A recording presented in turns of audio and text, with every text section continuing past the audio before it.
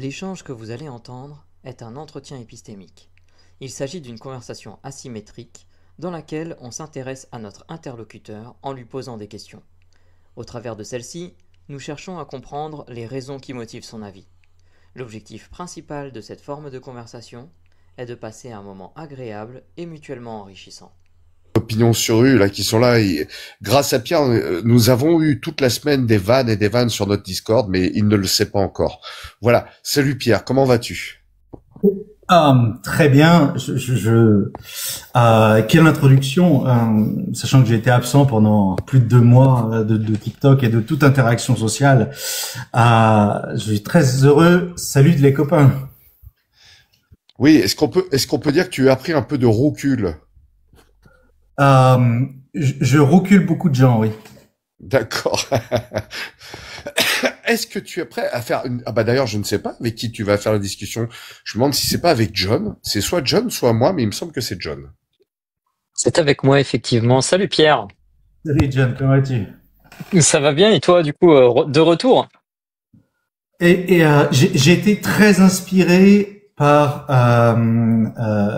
l'image que Russell montre en ce moment, et du coup je me suis dit tiens, et si je devenais un petit peu moins antisocial. Eh ben écoute, avec plaisir, avec plaisir. Alors, qu'est-ce qui t'a inspiré? Je t'écoute.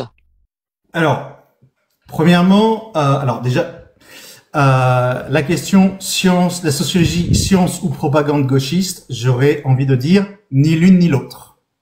Ah, ok. Ça Explique-moi l'est. ça. Alors, la sociologie, c'est pas comme le marxisme ou le christianisme ou l'islam. Certes, le marxisme, le christianisme ou l'islam, ce sont des religions. Euh, la sociologie n'est pas limitée à être de gauche. Il y a des gens qui sont de gauche et qui pourraient avoir une conception de la limite non scientifique de la sociologie. Mais il est clair que la sociologie n'est pas une science, puisque même si il est clair que ça a été tenté par les premiers qui ont travaillé dessus, qui ont voulu mettre en place une méthode scientifique pour réussir à l'analyser. De fait, aujourd'hui, nous avons de véritables sciences qui étudient de manière scientifique avec la méthode scientifique l'intégralité de ce que la sociologie tentait d'étudier. On a l'anthropologie, la psychiatrie, la neurologie, la psychologie, etc. Nous avons donc des sciences qui appliquent la méthode scientifique. La sociologie, de fait, est quelque chose qui, chaque fois qu'elle a tort, tente de chercher à comprendre comment réinterpréter les faits pour expliquer qu'elle avait raison. Et je sais que c'est une caricature, parce qu'il y a toujours aujourd'hui des sociologues honnêtes qui essaient d'en faire réellement une science, mais qui, jusqu'ici, ont échoué. Ok. Alors, juste pour reprendre, si je comprends bien, donc pour toi, en fait, c'est ni l'un ni l'autre, mais il y a un pan qui me semble très important dans tout ce que tu as dit jusque-là, c'est que pour toi, la sociologie n'est plus scientifique parce que tu évoques le fait qu'au départ, il y a des gens qui ont cherché à employer des méthodologies de type scientifique pour faire de la sociologie alors que c'est plus le cas aujourd'hui, mais que d'autres disciplines scientifiques appliquent ces méthodologies pour étudier les mêmes objets que la sociologie, si j'ai bien compris. Mhm. Du coup, alors, je suis pas, par contre, là où je suis pas du tout sûr d'avoir compris, ou peut-être t'as pas encore à détailler ces points-là, euh, qu'est-ce qui n'est pas scientifique dans la sociologie, en comparaison, en tout cas, qui la différencie des disciplines qui ont le même objet d'étude, mais que tu qualifies toi de scientifique?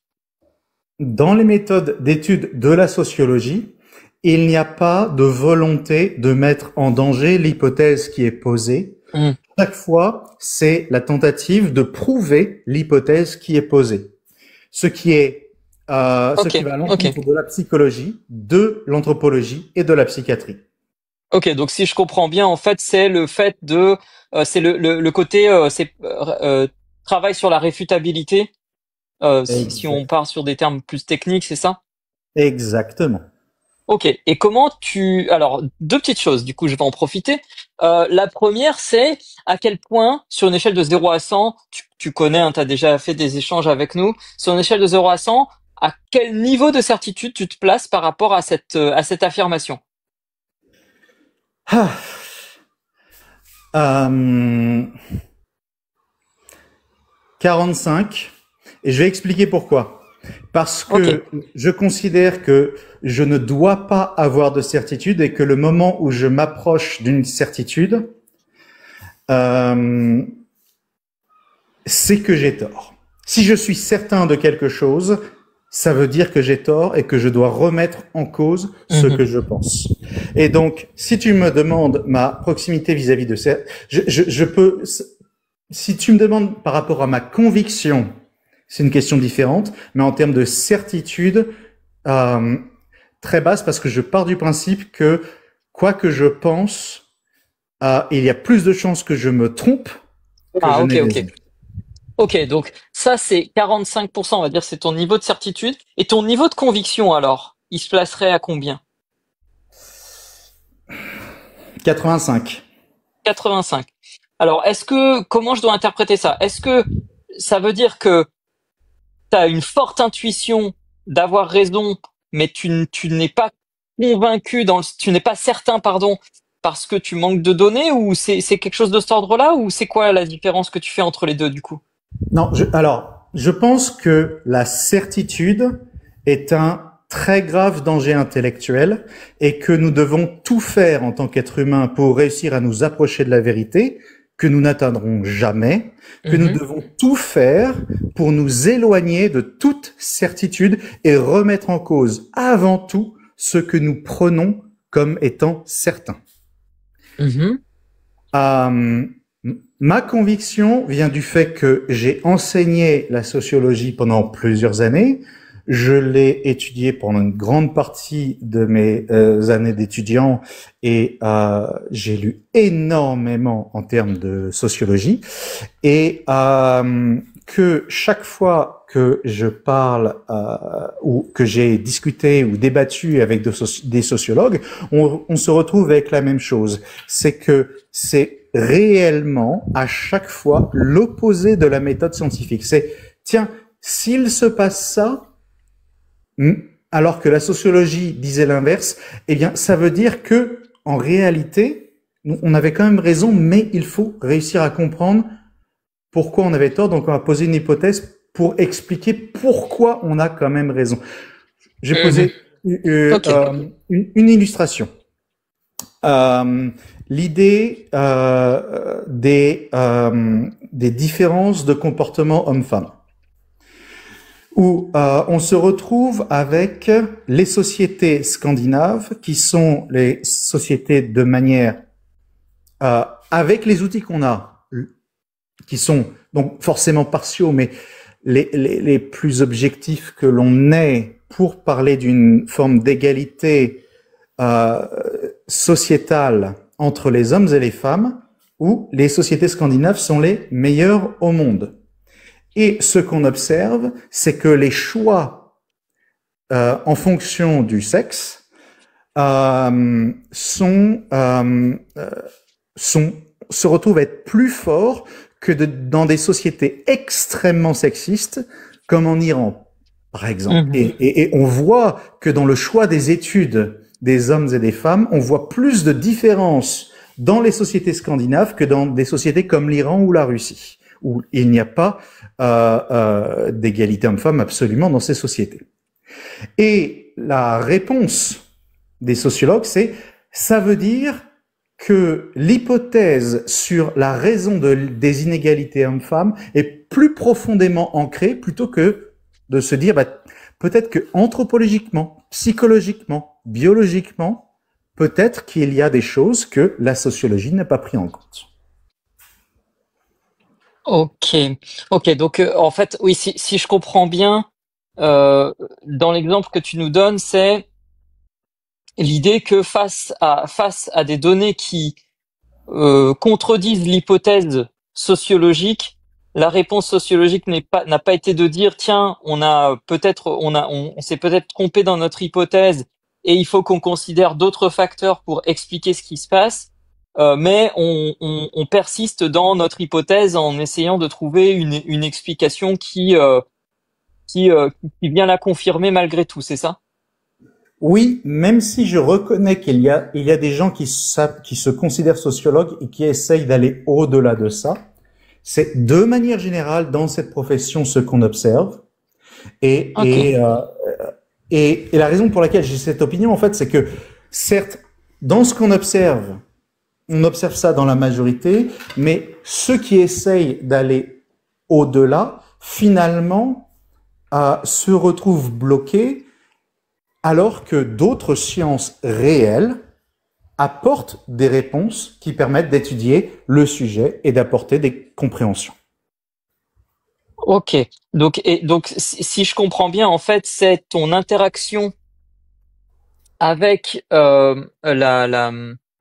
les chercheurs de cette discipline, le fait que toi, tu as toi-même beaucoup étudié cette discipline, est-ce que tu consultes des travaux de cette discipline et dans d'autres disciplines qui ont le même objet d'étude, qui t'amènent à te dire, tiens, mais euh, il y a un problème méthodologique et de procédure avec cette discipline particulière qui fait que, selon toi, bah, elle est pas scientifique et que d'autres disciplines arrivent, elles, à appliquer cette méthodologie et à proposer des explications alternatives là où la sociologie s'immunie à l'erreur, c'est ça? Oui, exactement. Pour simplifier, c'est ça. Même si je ne veux pas dire que la sociologie est une religion, dans le sens où je pense que la sociologie a un problème, c'est que elle a été utile à un moment donné pour réussir à apporter une solution, une réponse à l'analyse de la société au cours Mhm. du 19e siècle et au début du 20e siècle. On essayait de comprendre, bah tiens, on commence à comprendre l'économie, on commence à comprendre l'évolution, etc. Et on commence à observer des choses qui se passent et on commence notamment à observer les mouvements de ce qu'on va appeler des mouvements sociaux, etc., qui va être arbitrairement, pendant très longtemps, et encore toujours chez beaucoup de sociologues, séparé du règne animal, alors que tous ceux qui écoutent ici sont des singes, nous sommes des singes, nous sommes des animaux, nous fonctionnons comme des animaux, et donc nous avons des sciences réelles qui nous permettent de comprendre. En réalité, l'analogie que j'ai envie de faire, c'est que la, la sociologie, c'est comme l'astrologie.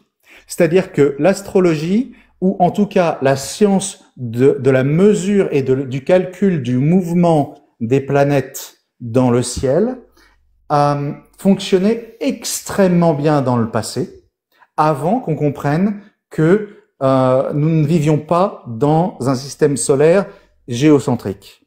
Et même lorsque on a découvert que le système n'était pas géocentrique mais héliocentrique, qu'est-ce qu'on a observé? Eh bien, c'est que nous n'avions pas les mathématiques pour réussir à mesurer le mouvement des planètes, et donc les mathématiques que nous connaissions en termes de système géocentrique et qui servent aujourd'hui à calculer les mouvements des planètes selon l'astrologie, nous permettaient de toujours continuer à être meilleurs à mesurer le mouvement des planètes, jusqu'à ce Ok. qu'on réussisse réellement à comprendre la gravité et l'ensemble de ce qui se passe Ok. dans le système solaire.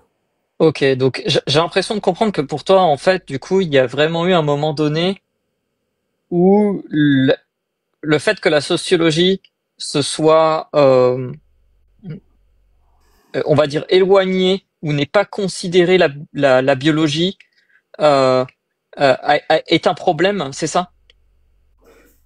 Oui, mais aussi la psychologie, la neurologie, Mhm. et de manière générale, fonctionner en partant de l'hypothèse que l'être humain ne fonctionne pas comme les autres singes Mhm. est un extrêmement gros problème, parce que ça veut dire que on part du principe que la réalité du fonctionnement biologique et neurologique de l'être humain ne devrait pas être pris en compte parce que ce serait notre fonctionnement dans la société qui nous déterminerait. En gros, c'est l'absurdité sartrienne de la page blanche. Ok, ok.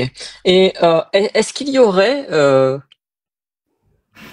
des choses que tu pourrais découvrir qui t'amèneraient à moduler ton avis, ton niveau de conviction? Je suis je suis convaincu que je serais ravi si on peut m'apporter des éléments qui me permettent de dire que j'ai eu tort. Chaque fois qu'on me prouve que j'ai eu tort, c'est véritablement un plaisir pour moi parce que ça veut dire que j'apprends quelque chose. Ok. Est-ce que tu as une idée du type d'information qui serait à même de t'amener à te dire ça? Je pense qu'il y en aurait beaucoup.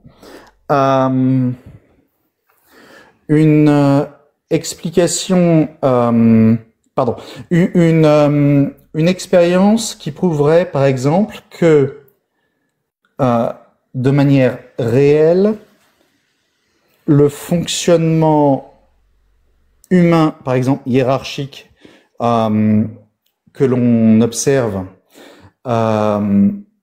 ne pourrait pas arriver chez un autre singe, sachant que effectivement il y a beaucoup de comportements différents chez les singes et que les hiérarchies sont toutes différentes et que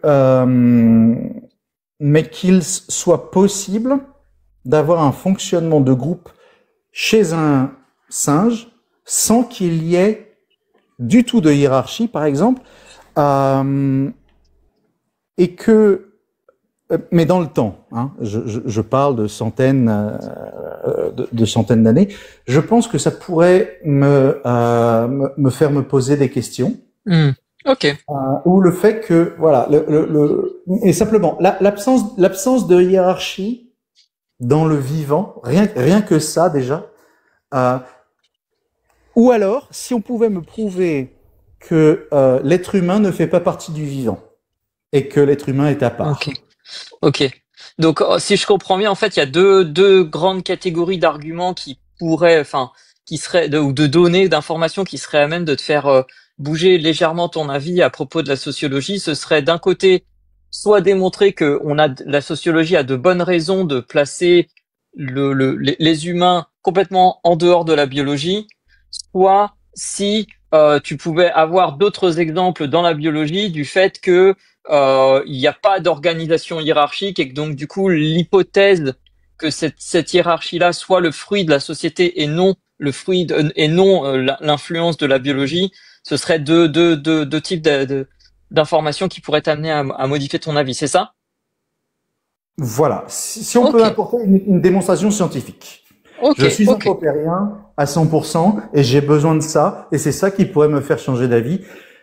Pour le moment, pour moi, la sociologie, c'est quelque chose qui est, comme l'astrologie l'a été, ça a été utile sans qu'elle ait été vraie. Aujourd'hui, nous avons tous les éléments pour savoir que la sociologie est comme l'astrologie, pas vrai, une croyance. Ok.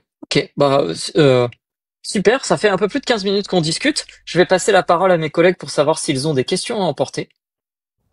Alors, j'ai une question à emporter de mec grippé, donc je suis pas sûr qu'elle soit bonne. Pierre, Oui.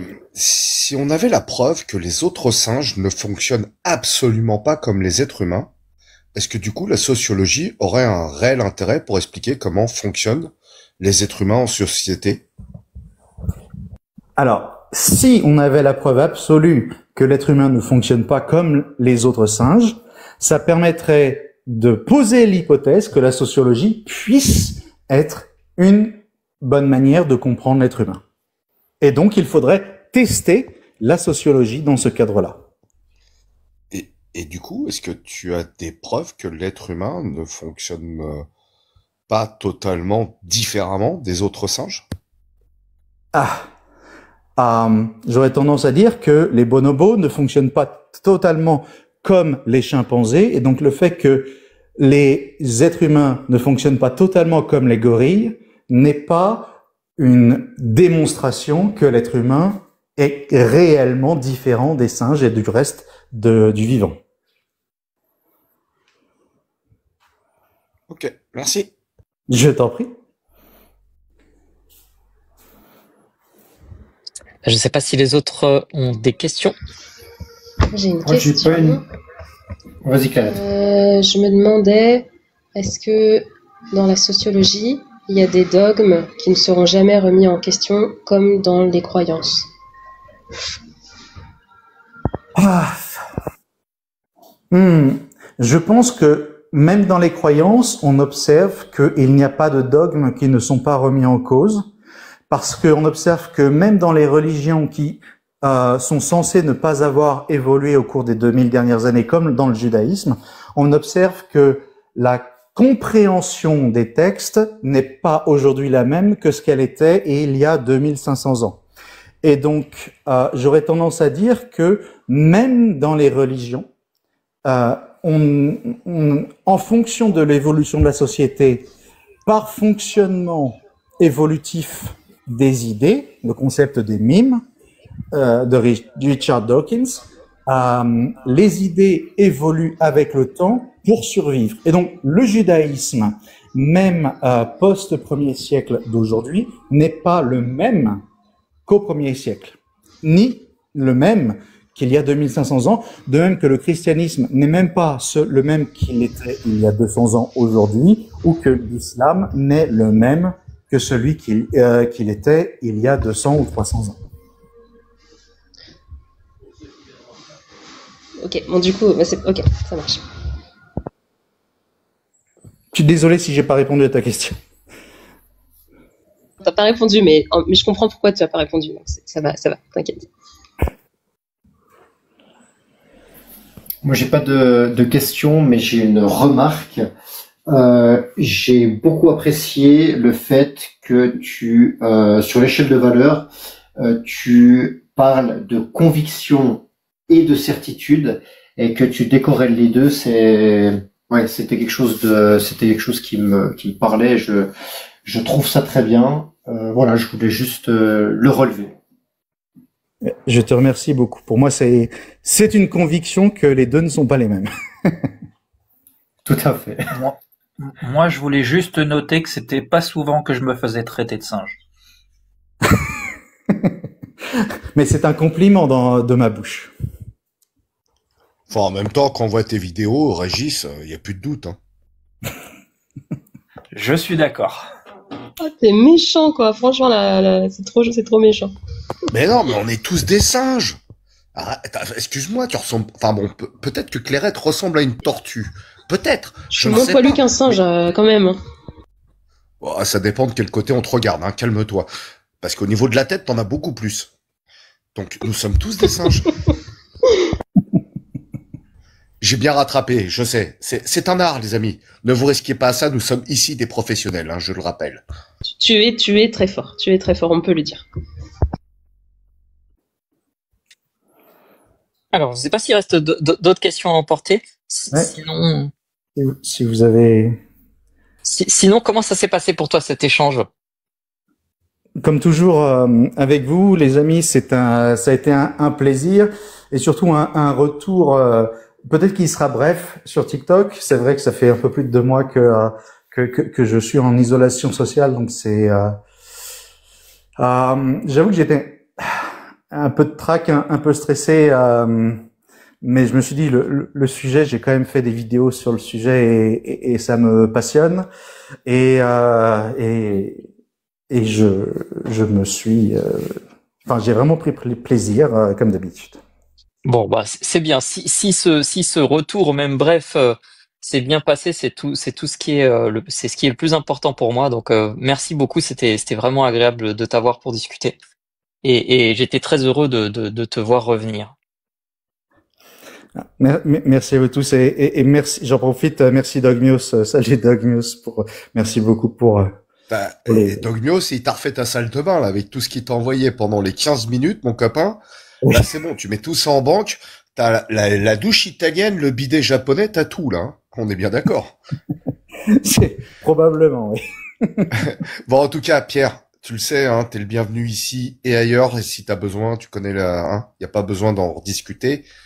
Tu seras toujours le bienvenu. T'hésites absolument pas et ça me fait très très plaisir que tu sois passé. Vraiment. Mais Sincèrement. je te remercie Russell et j'espère que même si je serai descendu parce que mes 15 minutes sont largement passées et j'en suis désolé, mais j'espère très sincèrement entendre des avis contraires à ce que je viens de dire parce que je suis toujours intéressé de savoir quand j'ai tort. Eh Et ben, je conclurai là-dessus.